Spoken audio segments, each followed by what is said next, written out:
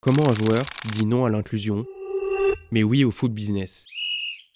Mostafa Mohamed, attaquant international égyptien, un joueur respecté qui parle avec sa foi et qui pour la deuxième fois refuse de jouer lors de la journée contre l'homophobie. Il invoque ses convictions, sa religion, il dit « Ce choix est personnel, c'est lié à mes origines et à ma foi ». Mais refuser de jouer un jour qui promeut juste le respect et l'égalité, est-ce vraiment défendable? Quand on est un visage public, un modèle, un joueur pro, refuser de soutenir la lutte contre les discriminations, ce n'est pas un choix neutre, c'est un signal. Et si on parle de valeur, alors il faut aussi parler de cohérence. Sur son short, un sponsor bien visible, TheBet, un site de paris sportif, les jeux d'argent sont pourtant interdits dans sa religion. Alors pourquoi cette valeur-là, on l'oublie? Pourquoi certaines convictions sont mises en avant et d'autres mises de côté quand il y a un contrat et de l'argent derrière? Ce n'est pas juste une question personnelle, c'est une question de responsabilité. Dans un monde où l'homophobie blesse, marginalise, tue encore, refuser un simple geste de soutien, c'est plus qu'un refus, c'est une prise de position, et quand on choisit ses combats à la carte, on transforme la foi en outil politique.